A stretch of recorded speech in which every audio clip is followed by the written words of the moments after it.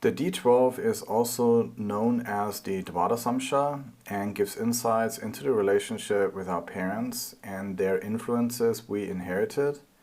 The Sun and the 10th house are the key indicators of the Father, and they represent his influence in shaping our confidence, ambition, and role in the world. The Moon and the 4th house represent the Mother and her role in nurturing and caring for us. They also represent our emotional foundation and our ability to have emotionally fulfilling relationships. Now, when we talk about our relationship with our parents and the influence they have on us, there's obviously a lot more to it. For that reason, the 12th house in the D12 is the important house, since it shows the karmic patterns that we inherited from our parents, some of which are conscious while others are unconscious. The parents are the predominant influence in our life, and if we weren't raised by our biological parents, then there were those who took on the roles of our father and mother. And so as we grew up, we observed them and developed a personality that mirrored their traits and behaviors. And many of the traits we inherit from our parents are easy to recognize. We often share the same interests, talents, and preferences, whether it's in food, in the clothes we wear, or other aspects of who we are. We can see how we are the same as our mother and father, but not everything we inherit is so obvious. Some patterns and behaviors were absorbed unconsciously in our childhood, and it's those hidden tendencies that quietly direct the most important decisions we make in life. And so the 12th house in the D12 reveals the unconscious patterns we've inherited from our parents. And Rahu and Ketu are the karakas of the D12, since they are the two shadow planets that indicate the deeper story of our ancestral lineage. They point to our parents' life lessons, unresolved karmas, and the subtle imprints that were passed down to us. And Rahu represents the fantasies, unfulfilled desires, and lingering ambitions of our parents that live on through us. Ketu, on the other hand, leads us toward resolution, peace, and ultimately liberation, but only once we have transcended the lessons we have inherited. So now let's get to our example chart and analyze the Father. The Sun is the karaka of the Father, and here it's in Mula Trikona dignity in Leo.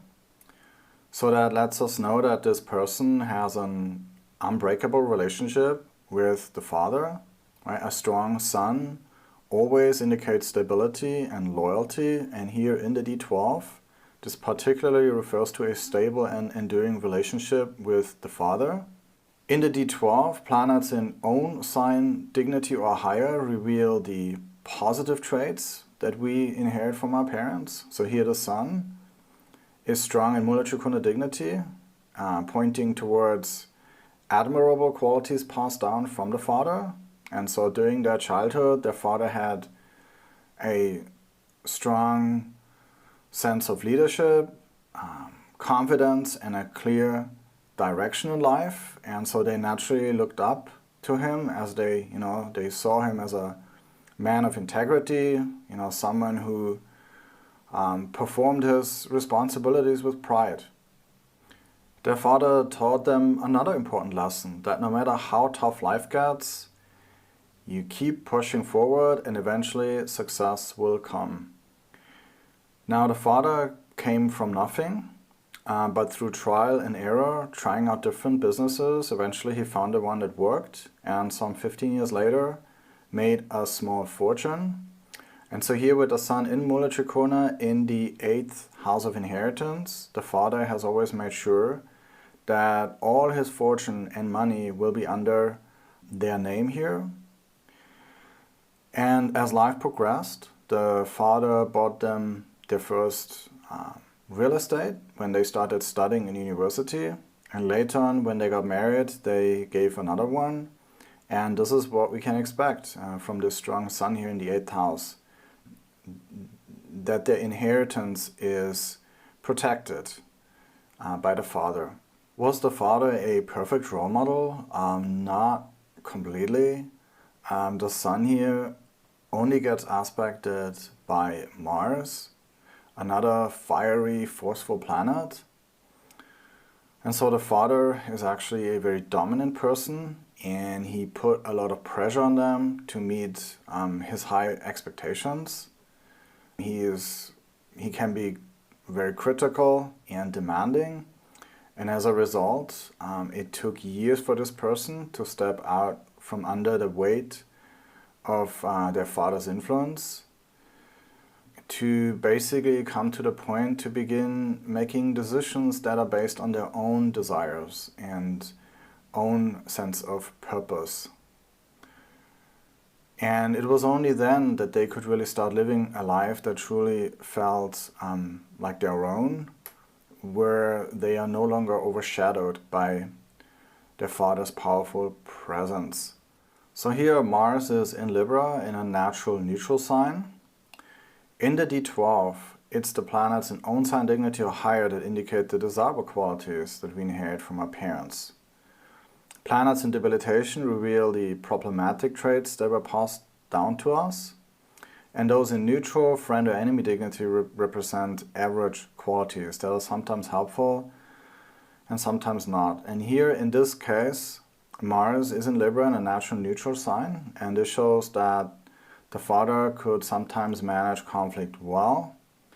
He was able to resolve issues with confidence, but then at other times he failed to keep his cool and turned small tensions into major outbursts. And this person here too, they have moments of strength when they can handle confrontation well, but on other occasions they become emotionally overwhelmed and get furious.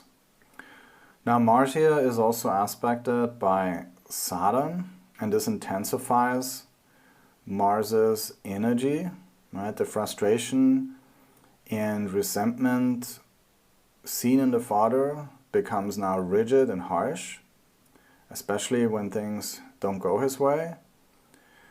And so as a result, this person grew up in an emotionally charged environment, right?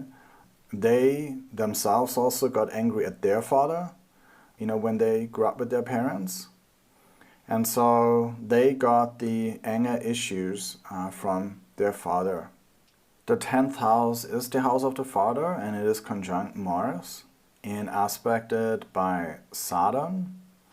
And also here the waning moon, who adds emotional intensity, right? It makes arguments between them and their father more emotionally charged and escalate more quickly.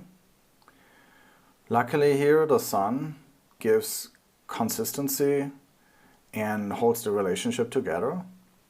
And we also got here Jupiter's influence that brings hope and healing, right? It allows both of them to find moments of stillness and forgiveness, and then move on after the storms. However, we got here this Mars, Sun, Saturn, and waning moon energy here focused on the 10th house.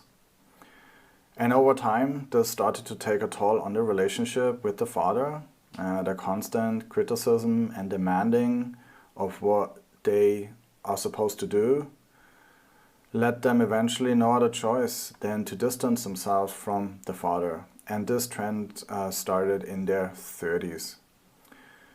Now, as we can expect with the Sun in Mula Trikona, their sense of loyalty and duty kept the relationship intact. However, the 8th house has caused changes over time. They eventually reduced the frequency of their communication and set clearer boundaries to how much they allow their father really to tell them how to live their life. Now, they still honor their father, but they are no longer willing to be overly influenced or directed by their father's will. Right? They learn to protect their own path and their freedom. The 10th lord is Venus and placed in the 11th house, and without being aspected. However, Venus and Mars here are interchanged and also reveal the key topics of their communication. Venus rules the 5th house of children and the 10th house of responsibility. Mars rules the 4th house of home and real estate and the 11th house of financial gains. And so the father demands from them to get a child, right? Because they want to have a grandchild. But their interests have shifted to follow their own path and be independent and only maintain the relationship as much as is necessary to secure the inheritance. Now you might wonder where the mother fits into all of this. We haven't talked about her at all. Well, the mother played little to no role in this person's upbringing.